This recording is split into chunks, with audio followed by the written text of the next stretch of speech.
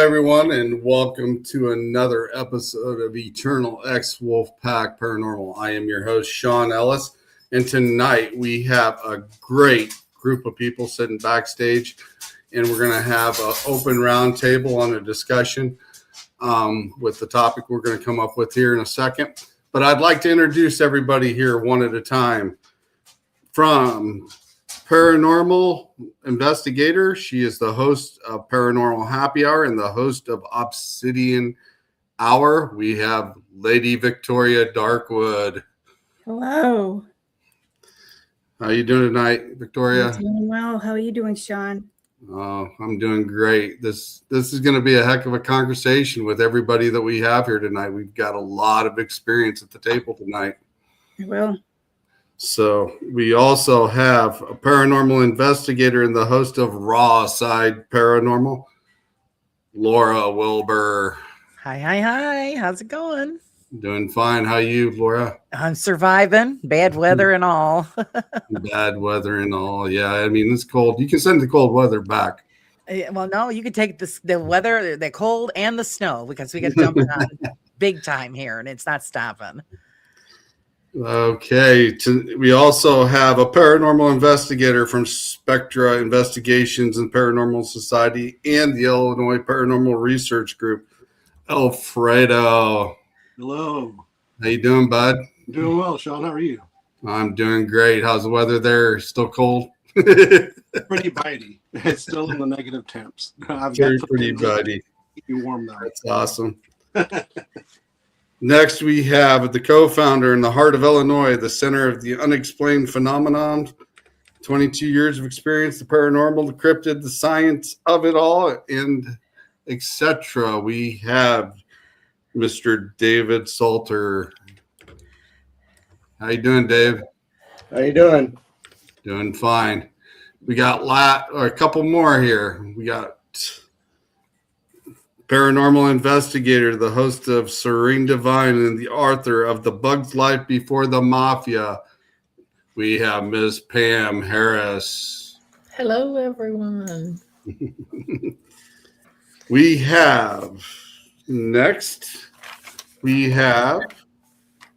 Reiki master and a paranormal investigator, Ms. Tammy Christian. She is one of my mentors, and she's the one that taught me how to do Reiki. She's an awesome person. Last but not least, the guy that, when I got into the paranormal field, this guy has taught me a lot. He does shamanic healing, aura photography, is a student teacher, the practitioner of energetic healing techniques, studied various forms of energy work, completed his 4-year medicine wheel journey, and was able to work through all the physical and emotional challenges that followed him throughout his life, shares his thoughts and ideas and etc. to all the open-minded people, Mr. Ed Mueller. Wow, I'd like to meet that guy. He sounds pretty cool. You know, maybe you will one day, Ed. Maybe a good one. Good one. I'd like to thank everybody for coming on tonight. You know, I thought we'd kind of do a round table of maybe ethnics and how to enter space and respect and contact with spirits and stuff and what everybody thinks about it. How about you start off, Ed? What would you? Well, I'm a shamanic energy worker. So I do a lot of helping people cleanse their houses of unwanted energies, disincarnate souls. Whenever I enter a person's house, I first create sacred space. I want to call in all my guides, all my helpers, so I'm safe, so the people in the house are safe, and so any energies that are in the house are also safe. I come with a level of reverence. I will set up an altar in the house to acknowledge a spirit that's with us. And then through shamanic journeying, we attempt to find the core of the problem and work with it. Yes. Tammy, you have your own way of doing things as well. How would you do yours? I try to work with energy. I mean, I have not been practicing for a while, but I'm feeling the energy coming back the last like week. Um, I'm more about I'm about healing your past and making sure that you can move forward in life because a lot of people Hi Alicia. A lot of people like to use their past as an excuse for their behavior in the now. And we need to heal ourselves in order to move forward. And that's a lot of the energies for the paranormal that happen that are negative. It's because we're not healing what we have in our past and we're attracting bad energy when we do that. Oh, most definitely. I do agree with that. Pam. Well, honestly, I'm more of connecting with spirit. Um, but Tammy's right. We have to have a healing of our own self before we can help someone else. So if something comes up, we have to be able to protect us and everyone else.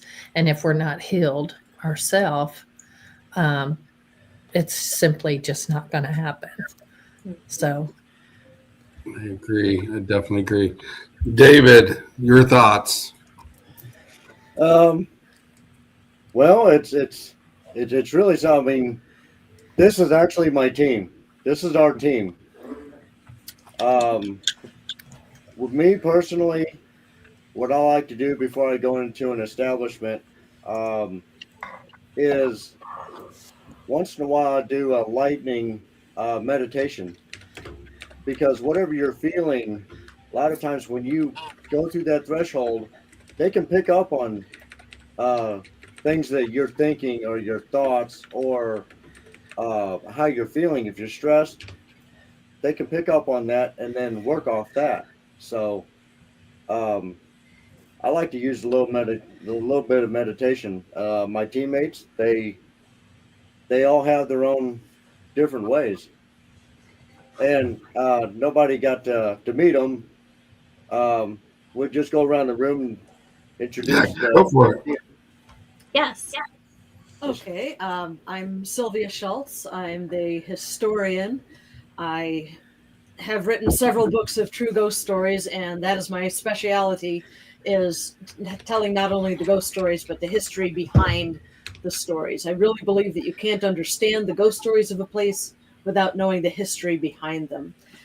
And going into a place, I just treat it like I'm walking into a living person's home. I introduce myself to say, hey, this is me. I'm here to communicate with you. I'm here to visit and hopefully enjoy each other's company.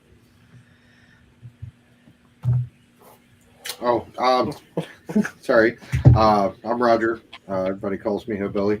I'm an investigator. I'm also ordained minister. So what I do before I walk in, I like to go into a space completely unaware of anything or any claimed activities. I'm kind of the team skeptic.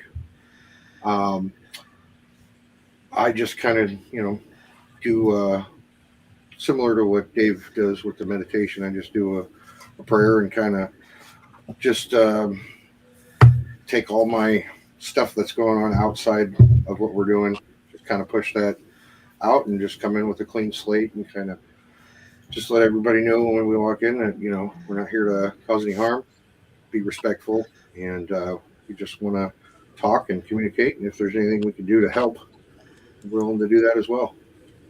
It's awesome. Hi, I'm James. Everybody calls me Doc because I build a lot of weird things in my garage, like Doc Brown. I'm actually a third generation witch. Practiced my whole life, studied the paranormal my whole life. For protection of myself, meditation is a good one. I have a few different talismans I'll wear or carry on me that I've made. I offer blessings to the team whenever they want, especially if we know it's like a particularly heavy place or where known bad activity happens. But I only ever offer. I never, you really got to do this, because that would be rude too. For entering a space, I almost always introduce myself and why I'm there, and would love to just have a chat and communicate so that they know they're not forgotten. They know that somebody's there to give them a little bit of attention. I should add too that there are talismans and crystals that I carry with me into a place, and especially if I know that there's a place with heavy energy. I've been studying herbalism for many, many years, and there is a tea that I make with strong herbs that I like to drink and just visualize the full moon water that I've used, the light of the full moon, infusing every part of my body after I've drunk it. And that's what if there's heavy energy, that's what I like to do. Little extra layer of protection. Interesting. That is interesting.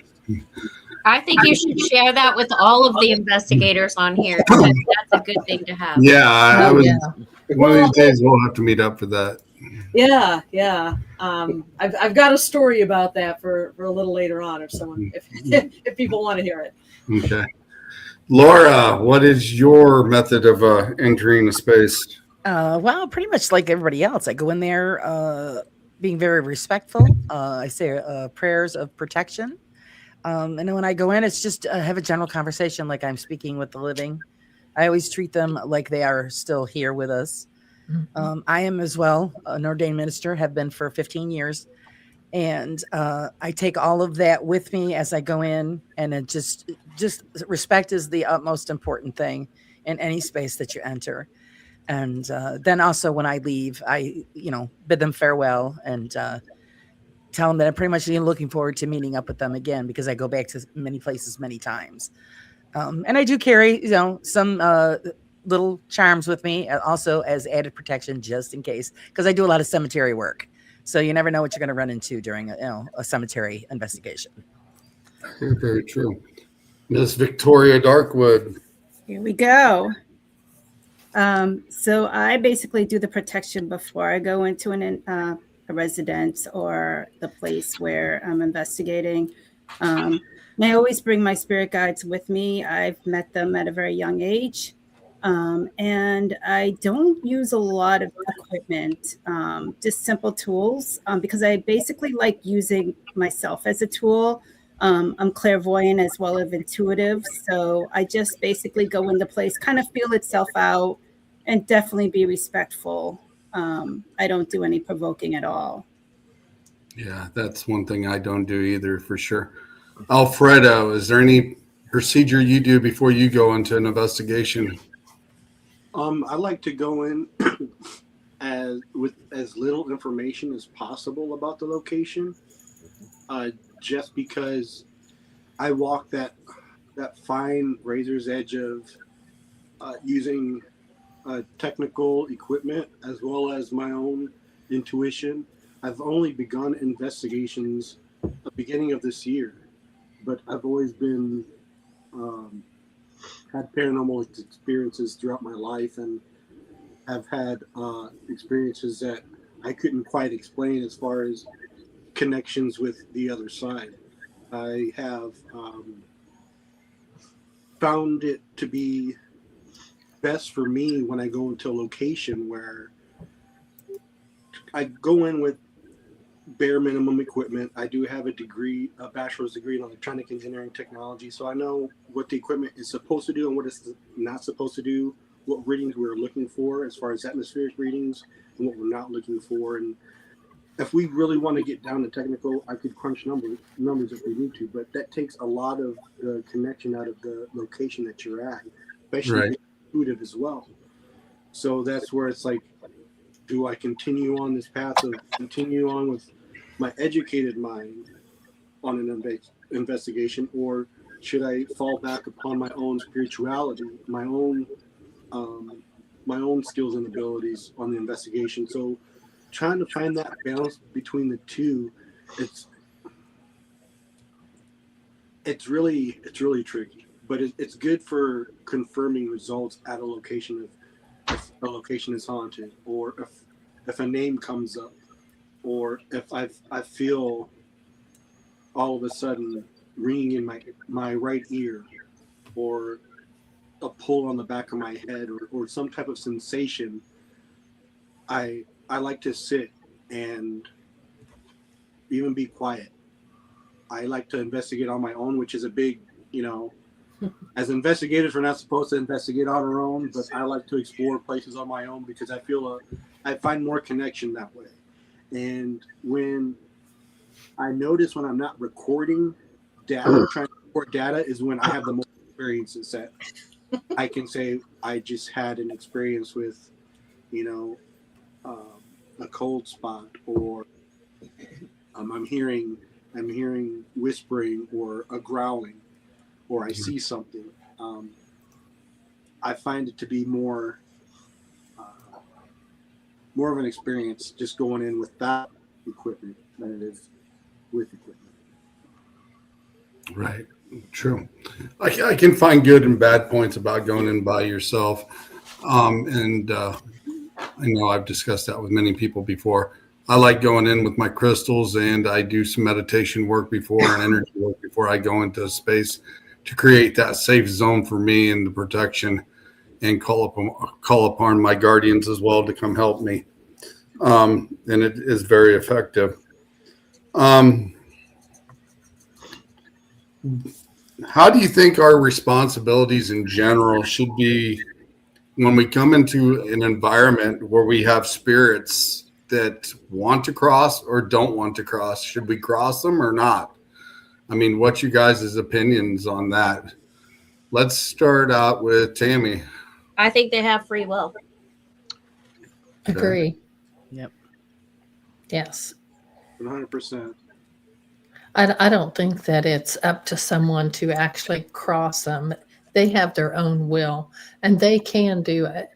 They don't actually need someone to push them through that.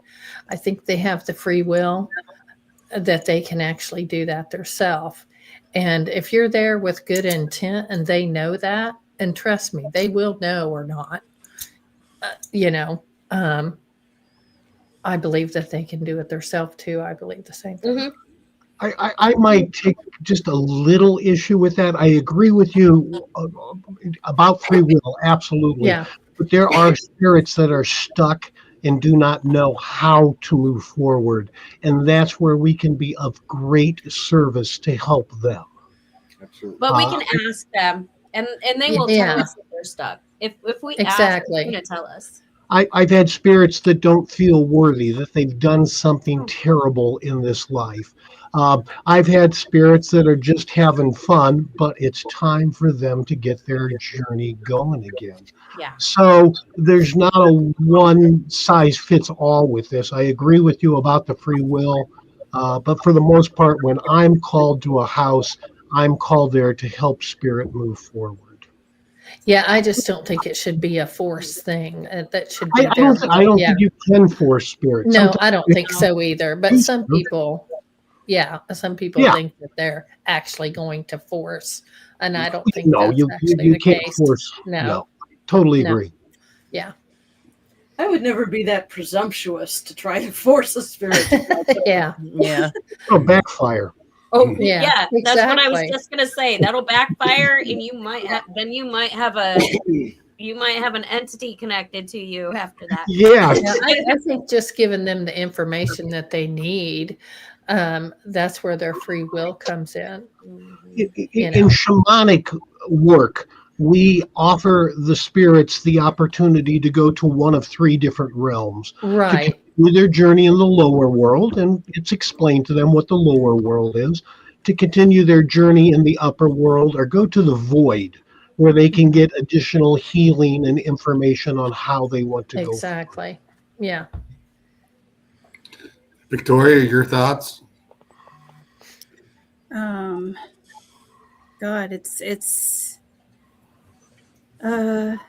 I practically agree with everybody. It's they have the will to leave or stay. I mean, I see some people trying to provoke them to leave against their will. So, and then, some places that are haunted, necessarily like the owners want you to help the spirits to leave. Right. So, it's because that's how they make their money, in all honesty, so. Yeah. That's going to bring some bad karma later. That's another Yeah. subject. Yeah. David, your team, what do you think? You want to start off? Well, sure. One of the places that I have had by far the most experience with is the Peoria State Hospital, and our lead historian there, when she's doing tours and starting off the investigation for whatever evening they're doing, she always says, please do not attempt to cross our spirits over. The Peoria State Hospital was an asylum, and people came there for help. And she was like, that's why they're still here, is because they have safety here. So don't cross them over. They don't want to go. This is their home. So yeah, don't even try to, please don't. Please let them be where they feel safe. Okay. Alfredo. The way I see it, I tried to picture myself as I find myself as a sovereign soul, as a sovereign being myself. No one's going to tell me where I'm going to go, who I'm going to worship, and what I'm going to fall in line to. That's up to me. It's my free will. Mm-hmm. And I look at that as the spirits as well. They each have their own free will as well. You can try to convince them to believe that you can contain them or direct them, but ultimately they have to believe. They have to act on that faith themselves, which is their own free will. Just like I know I would have to act on my own. So that's how I feel about that. I know that I've had an experience where we've been on an investigation where a spirit was holding other children's spirits captive, and we definitely had to do something drastic for that and get rid of the one there. And once we got rid of that bad one that was keeping them all there, we actually had 13 names come over at the Ovilus when they left of the kids' names that were there. Some of those spirits, like I said, if you're bad in life, you're bad in the next world in some aspects. Well, there was also the woman who killed her children. Right. Yeah, that is true. But I have come across things like that where we've had to do something drastic. And but now, since those times have passed, I look at things a little different as well. But knowing that they were kids' spirits there trapped, I wanted to help them get out and get on their path again, because the things that were being said in that house coming over for the EVPs was like murder, rape, kill, and things like that. And it was coming from kids' voices. And that to me has to be taken care of. Anything that has to do with spirits of a kid or a child comes priority in my book. So, and it has to be dealt with. Yeah, and usually if they need help, they'll let you know. I mean, they know if you can help them or not. I mean, I believe that they can. They know you're going to be there before you know you're going to. Oh yeah, absolutely. Yeah, definitely so. Could I expand on something that Alfredo was saying? Yeah, go for it. Sure.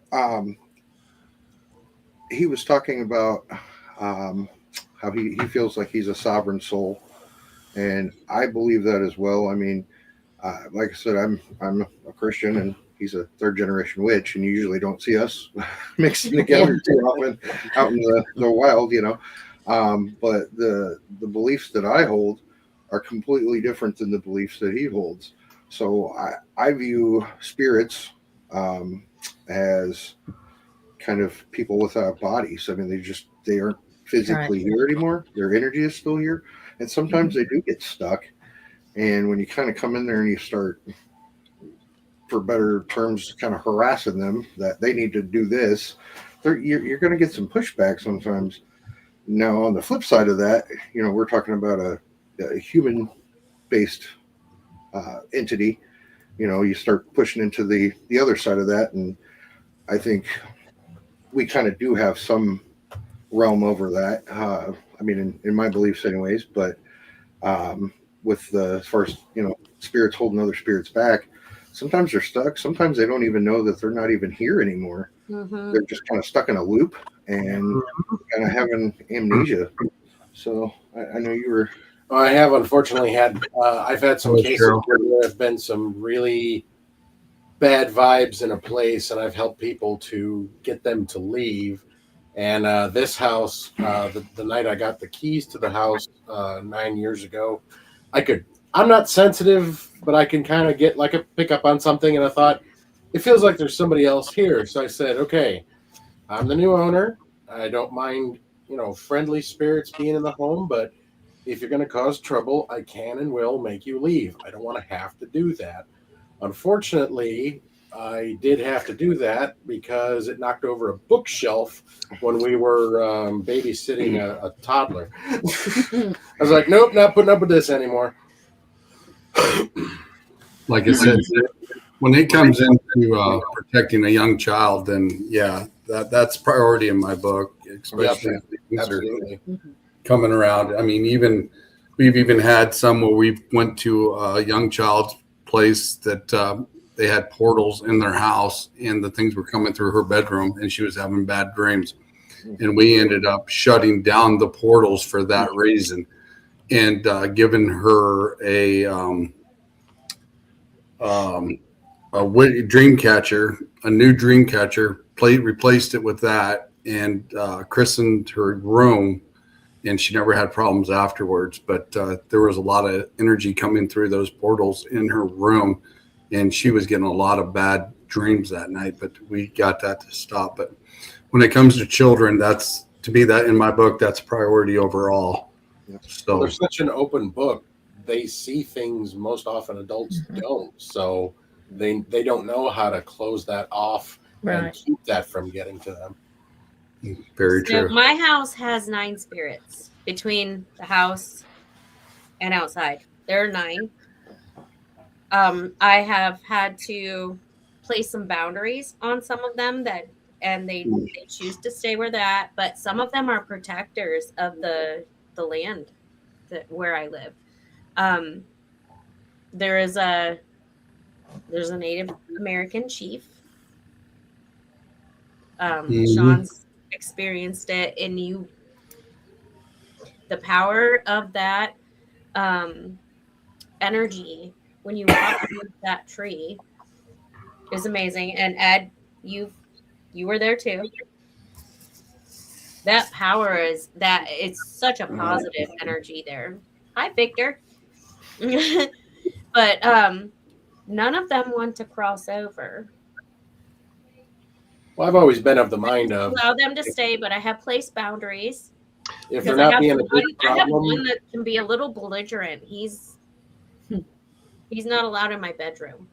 I've always been in mind, if they're not causing a big problem, let them be, let them where they're comfortable. And I only removed, I think there's still some spirits here in the house because I've heard them moving around, but I only removed focusing on the one that was just being trouble. It's like, oop, I'm not putting up with this.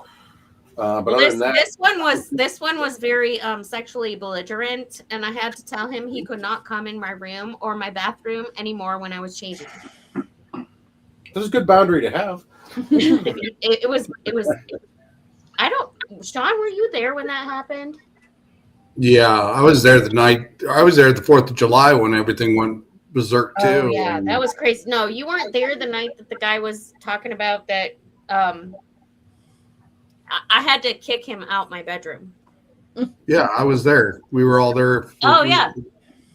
Yeah, because I think Alicia was even there that night. Yeah. So, but yeah, it's definitely interesting.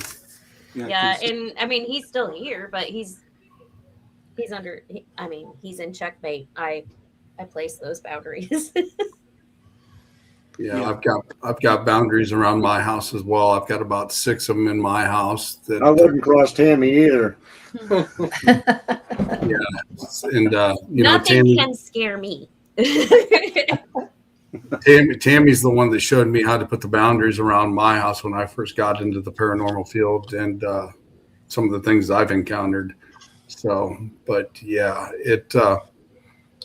I've got 6 of them here, and I just let them be because they're not causing any problems. And I know a couple of them are kids, and they pull stuff off my walls up in my game room for their entertainment purpose. But every time I hang it back up, they pull them straight off the walls again. And but otherwise, I know they're not causing any issues. So, but yeah, if they're not bothering anything and that's where they want to be, that's fine with me. I'm not going to force It's it. interesting that the dead are better at respecting boundaries than some of the living are.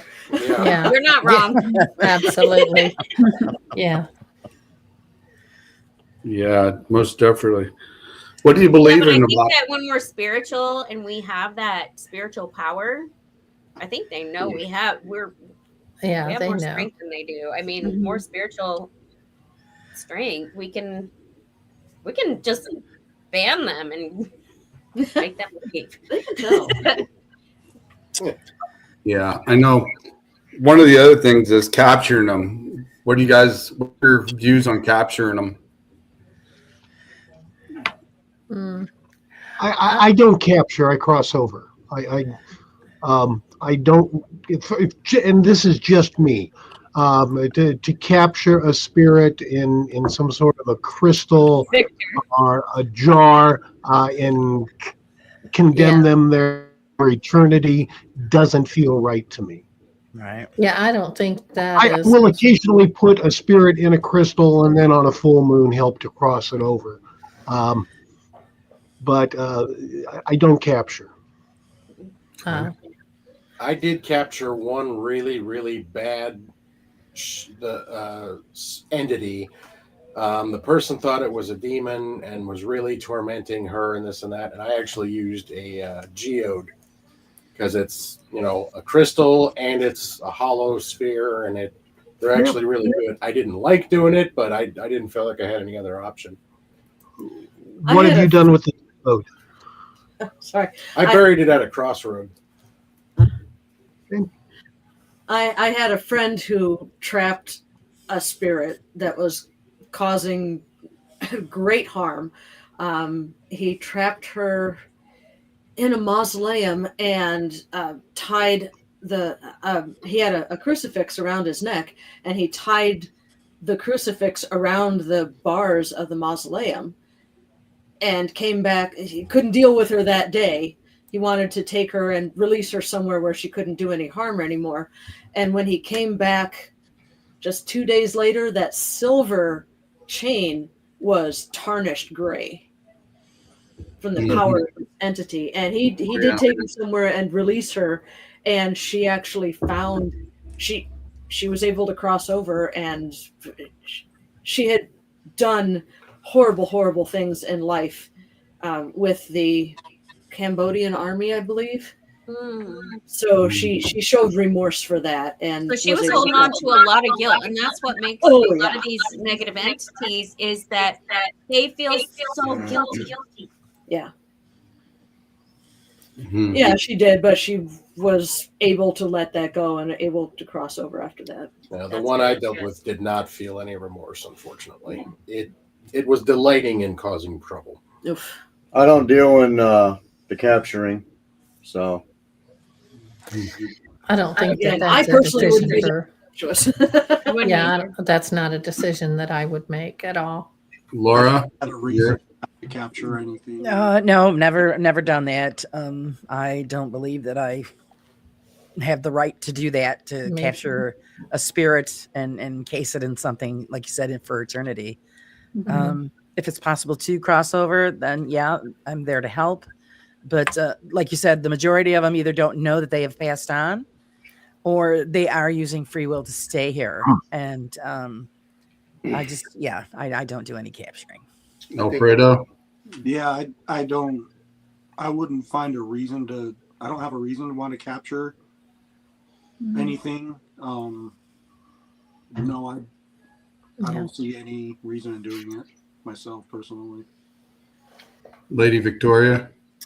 I don't feel honestly comfortable capturing them. Yeah, if they're free spirit, if they want to go into the light, we'll help them. But otherwise, they have a freedom of choice. If they want to stay or they want to go.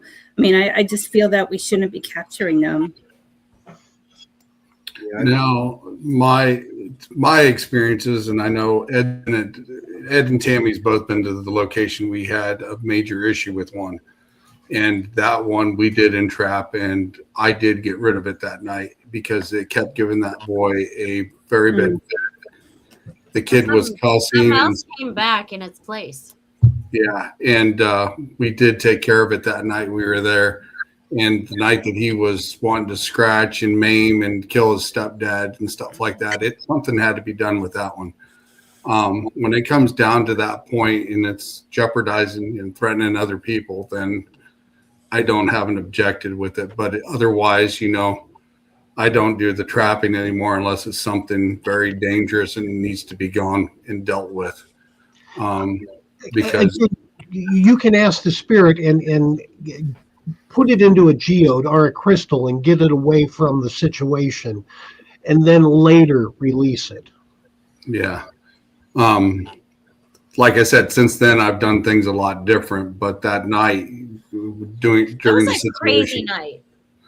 Yeah, when he picked up that lawnmower and bounced the front end of that about 13 times like a basketball, and it's a 3-blade mower. That's pretty. He was a small child. I mean, he was small for his age. Oh yeah, and like I said, you were there when we were going through that phase with him and getting rid of that spirit out of him, and that was. Didn't we burn some of the artifacts from the house in the backyard to release the energies that night? No, that was the night that you released the first attachment to him, the man that was there that died in the house, remember? And attached to him. That's the night we got rid of him. There was a garage a few doors down. Yes. Yeah, that's the one Tammy and Mark was at that night. And that was. Yeah, that one was the really super bad night. I mean, you did. I mean, Ed, you got him to walk away. My protectors drew me away from it. My protectors, my angel protectors, they said, "Leave, go away." Mm-hmm. That night. And but the first night I met Ed, the night we were on the team, and he got the man to lead the attachment when he hugged the boy and hugged the mom and said he was sorry and walked out of the back room that night. That's the night we got rid of some of the bad energy stuff and the weird looking doll face he picked up that had a lot of strange energy on it as well. And that was definitely an interesting night as well. I mean, I learned a lot from that night as well. So, but I think you have to look at it as, where do we draw the line as investigators? Do we have I don't want to say the right to capture something? I mean, I think if something's hurting somebody, then you kind of have to look into the other side of that. Is that actually a human spirit, or is that something else? Pretending to be a human spirit?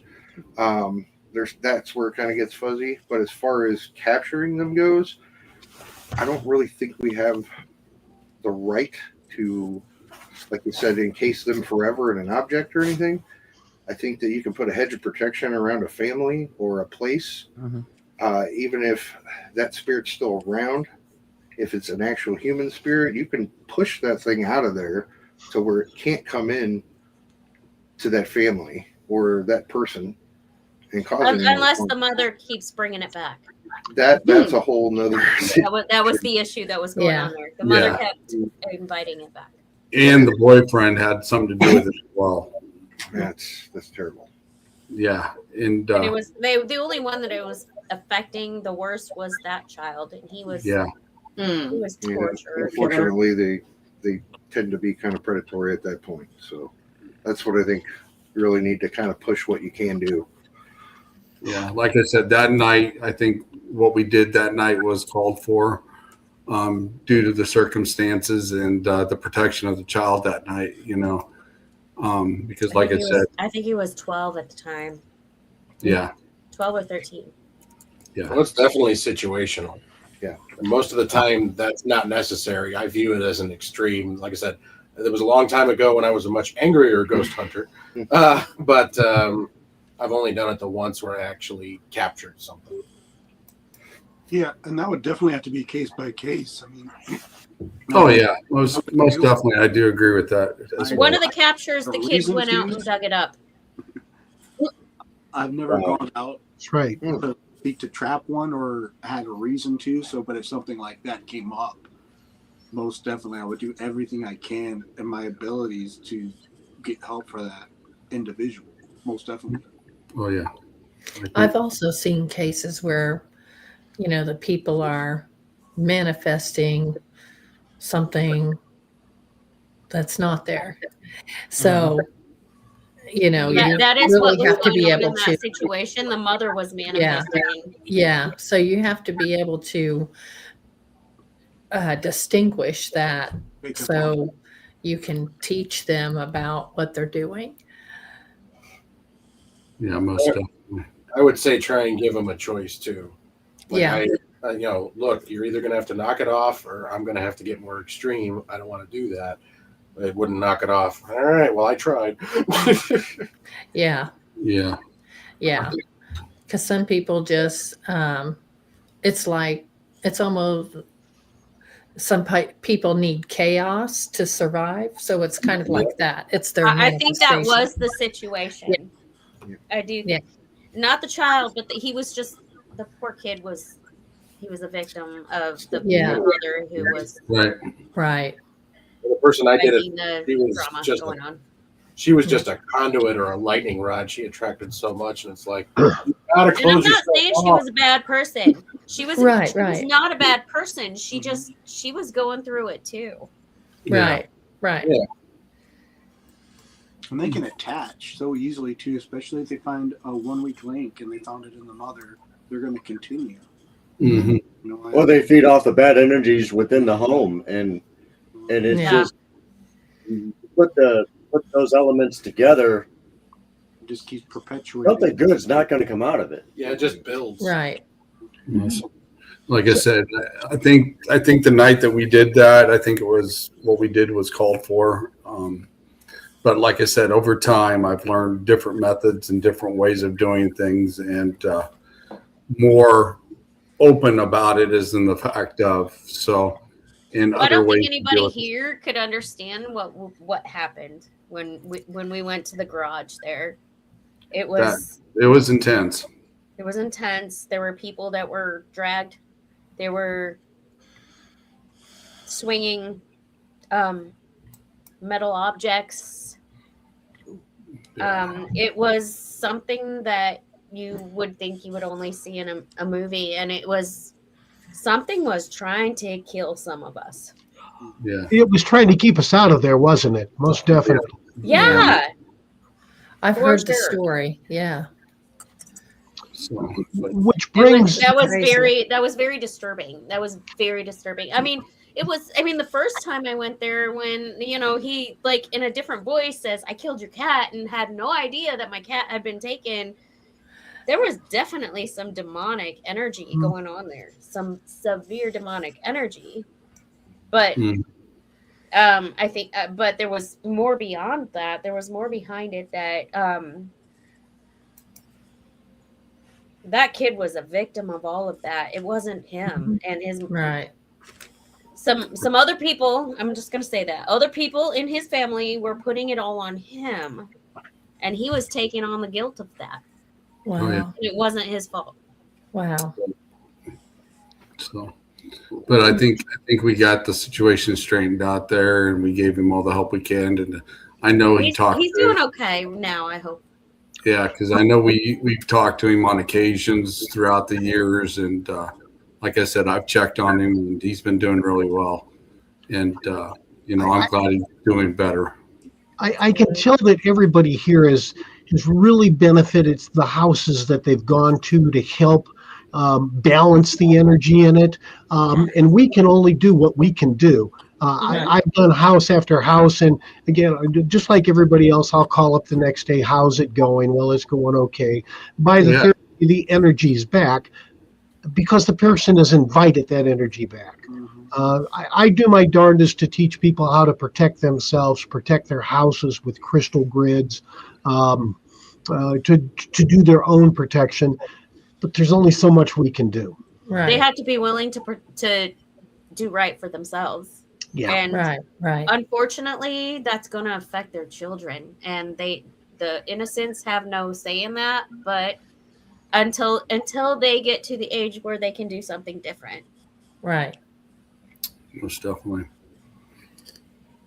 I think we're all in agreement with some of that as well. You know, like I said, I know we do everything a little differently, and we all do it different because that's what works for us.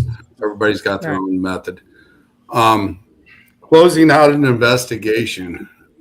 Let's start with David's crew up there in the corner. How do you guys close out your investigations when you get ready to leave? Depends on what we're doing and how we're doing it. And also depends on if we are at the point where, you know, some of us feel like, okay, we're ready to close it out. And then there's some of us that at the last minute, they feel something. So it kind of continues a little bit. I think we all have our different ways of closing out. That's why I think we have a well-rounded team. We kind of feed off each other. Mm-hmm. Perfect. But we also, you know, I like to try to say, you know, we will be leaving, and this is the part where we've allowed you to express, giving you a voice. We've heard your message, and when I leave, you're not allowed to come with me. Oh yeah, that's very important. Very, very important. Oh yeah. Is there a piano where you guys are at, David? No. I just heard like a deep D. Yeah. That might be the spirits just saying we agree. Is that your tummy? Yeah, it sounded like a piano though. That's crazy. Well, it's funny. The reason I said I think there's still spirits here because I focused on the one spirit and any bad energy. I actually thought Sylvia had left her dog here. I was using the bathroom and I heard something moving around upstairs. So I texted her, "Did you leave the dog here?" And she goes, "No, I took her home." And I said, "Well, and who the heck's making that noise upstairs?" Yeah, that's crazy. And Laura. I also seen a flash of light behind Laura a few minutes ago. I don't know if anyone else seen it, but it happened twice. Oh. Like I a didn't see blink light. of light, I think like I've heard that deep a camera, like a camera light. Crazy. Okay. Sorry about that, you guys. No, that's okay. As far as closeout, like Dave said, we kind of all have our own thing. And like you said, it's very, very important that you draw that line and that boundary that we came to visit and now we're going to leave. But, you know, unless you're going to move on, you have to stay here. I have some younger teenage boys that have been out impressing the girls, taking them out to all the haunted locations by our house. We live right down the hill from the old state hospital in Peoria State Hospital in Bartonville, and one of them brought something home. I'm still trying to get out of the house. But, Oh no! Yeah, That's your wife. not that one. But yeah, I mean, just let them know, hey, you know, we either enjoyed our time here with you, even if we didn't. But this is where we part ways. I know I will say a blessing on myself and my team before I leave, just to kind of close everything out. That way, anything that's there's not supposed to go with us stays with the property. Same thing with the vehicles. I'll say it again when we get to the cars to go home. I always thank them for their time, thank them for putting up with us, and say you are not allowed, very firmly, you are not allowed to follow us home. You are to stay here. You are not welcome to follow. Yeah.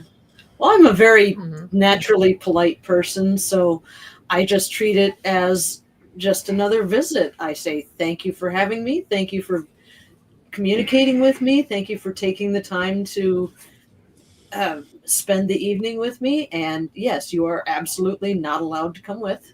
Mhm. I'm leaving now. Thank you for your hospitality. I'm leaving. You may not come with. There's one other thing. A lot of people don't think about it, but I just saw that like. an important thing for that is the equipment you use. A lot of people don't think it can happen that way, but they can attach themselves to some of the equipment you use, Mhm. Oh yeah. and Yeah. that falls into that realm to attachment. So you also got to be aware of how much equipment you take in, what you take in, and properly make sure you cleanse that equipment as you're leaving. Yeah, some of those are condos. That is a good call. I've not thought of that. Yeah, I Yeah. know it does go through like your laptops and etc. I've seen spirits and stuff do that as well, affect them as well. So yeah, that is very, very true. I mean, down to the That's candles. energy. because it could be a trigger object. Oh Absolutely. yeah, definitely so. Susan, Victoria, your thoughts? I would say the same thing. I mean, I thank them for their time, but again, I tell them that they can't go with me. I mean, Julie had a question saying, how do you really have any control over it? If you can say stay, but it's not guaranteed. But I haven't had any like issues with that. I just tell them that, they cannot come with me, but I also like cleanse my car as well beforehand. Just to be sure that, they don't come into my car as well. The thing is, we have free will too. I know they do. We do too. Boundaries. If we don't allow them to come with us, they Right. can't. They just Right. can't. Yeah. Pam, your thoughts? Same thing with y'all. Just thanking them, being respectful, just like you would with a living person. So, and things like this round table is wonderful. I think we can learn from each other, which is great. And I appreciate all of you. Mhm. Laura, Love the acceptance of so many different beliefs. Yeah. yeah, most definitely. Right. Laura, your thoughts? Pretty much the same. Whereas I always treat, no matter where I go and who I am dealing with the utmost respect. Because you've got to remember they were living at one point in time, so you just treat them like you want to be treated. That's just the bottom of the line there. Again, yes, I do when I leave wherever I am, even if it's a residential, abandoned building, cemetery, mostly cemetery, because it is a resting place. Mm-hmm. So I would always, thank them for their time and letting me visit with them. And that I look forward to coming back and visiting again, because most of the places I go are, 1800s, 1700s cemeteries. So, they're mostly forgotten. So I'm there to just share my time with them, and I thank them for it, and hope they welcome me back. And again, yes, I do prayer before I leave the area. And the only equipment I bring is a camera and a digital recorder. So yeah, I make sure that that's all taken care of. But I do agree with Julie. There are no guarantees, Right. because you don't know who you're dealing with. So even if, we have free will, they have free will, it could be something that's, a little on the grouchy side and still might end up following you home. Well, I also want to say that, just as in life, you don't know what that person has been through, what they're going through. Exactly. So you don't know what kind of day they've had or what kind of life they lived. So just like living people. And they could be just, existing in that, that anger. Yeah. On what you accept to come what you accept. Right. And I also, I also, stress the point, you have to stay here. This is where you belong now, and you are not allowed to follow me home. Mm-hmm. So, and so far, I've never had any problems. Mm-hmm. And the flashlight is probably one of my spirits that are in my house. Alfredo, your thoughts, my friend. It varies on location and what the investigation is for. I mean, if it's a normal investigation at like quarters one with when I'm with Illinois Paranormal, I thank the spirits that are there for allowing me to spend time with them, to sit there in the dark by myself in the basement or upstairs on the third floor. I thank them for their time, for allowing me to have that experience with them. If I'm going to the cemetery, which I frequently do at Riverside Cemetery, which is a very popular one here in the Quad Cities. It's the resting place of John Deere, also the resting place of Charles Dickens' son, Francis Dickens. So there's some notable people that are resting at that cemetery, and that's where I got my start. I was investigating at Riverside officially, and I have the utmost respect for cemeteries, specifically that one, and I always thank them when I arrive and when I leave. Now, when I'm working at an actual residential, a private residential, and if it's an unwanted spirit, I make it known that spirit's not welcome there, and I give evidence that I did capture. Leave it with the owners of the home, the family. I I give them, for example, the tapping on the walls, and then the ceilings that we would hear. In this one case that we had pest control come out free of charge, did a full inspection, didn't find any evidence of rodents or any type of any living creature living there. So there was something going on. Right. Leave them with I leave them with a surety that if they ever need to come back to help them, then I always follow up with them. Like first it started out with a week, then it was like a month. Now we're going on every 6 months. We're in contact now, and they haven't had any instances there whatsoever with the negative entity that they were experiencing. And they did follow through with some instructions of if they notice anything tapping, don't pay attention to it. Don't feed into any energy. Just focus on something else. And I tried to leave the family with some type of instruction as to avoid these happenings, unwanted energies again. And if they do want positive energies, then there's different routes to invite more positive spirits into your home, if that's what you want. But there's got to be some type of instruction left behind. You just don't leave them hanging. We can choose to bring positive or negative energy into our lives by the vibration and the understanding and what we invite. We can be victims and bring negative energy in, or we can decide that we're going to have a good life and bring positive energy in. That's up to us. Yeah. Very true. Ed, final thoughts. I do what everybody else does. Absolutely. I close sacred space. I say a prayer. I do not allow spirit to travel with me. Everybody's saying free will, free will. Well, I have free will, and I have pretty good boundaries. Those people who know me know that. The other thing I do is I respect the spirits that want to stay with the house and the property. Think about it. Many times new people come in and they change things around, and it stresses the energy, the spirits that are there.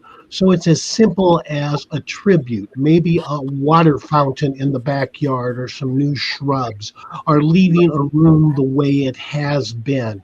The respect goes a long way. I did one house in Peoria where a gentleman had committed suicide. He wasn't dangerous to anybody, and he didn't want to leave, but they didn't want him messing with the children anymore. So we figured out his favorite holiday was Christmas, which is coming up on us now. And I asked them to put the Christmas tree up and keep it up all year. synth all year long. Since they've done that, they've had no instances of his mischievousness.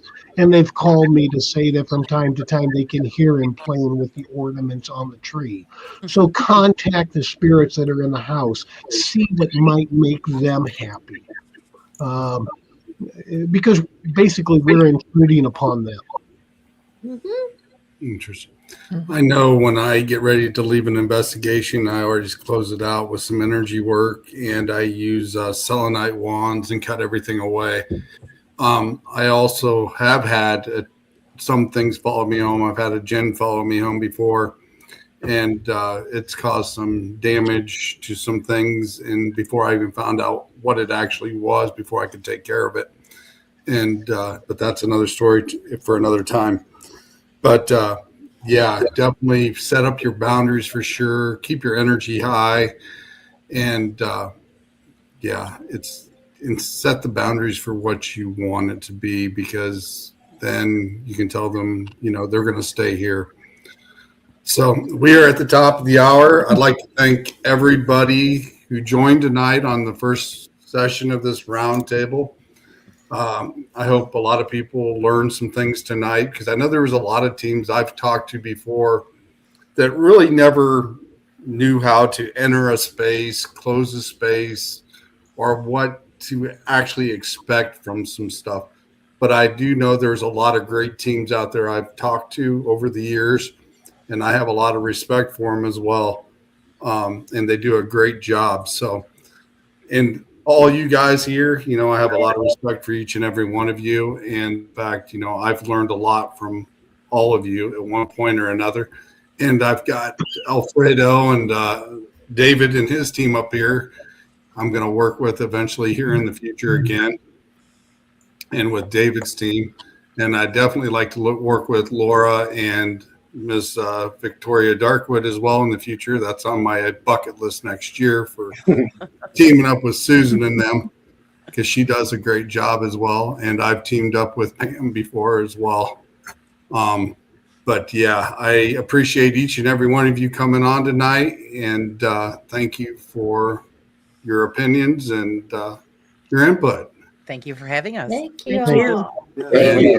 Much appreciated. And next week we'll have a new topic, and then the third session we'll have another one. Get ready for it, because I know the third one we're going to be talking about fake evidence. Oh boy, ratings. That's gonna be a long one. in the BS. That's gonna be a dramatic one. Yeah, it's going to be more than an hour. But that's what I'm aiming for the round table for number 3. So that's only going to be an hour. That's only going to be an hour. Yeah, that could be days. We might be able to stretch that one. We might be able to stretch it depending on how deep the conversation goes. But I mean, we're not going to say names and throw people under the bus. But the fact is, we do know who does it, and we're all in there are this. A lot of showboaters out there. We're in this for the lot knowledge. of entertainers. There you go. Paranormal entertainers. But we always get the question that from time to time that you don't expect from people, depending on where you are, what you're doing, things like that.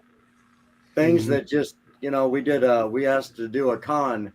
We did a con, and we did a what was that? A panel sort of a presentation.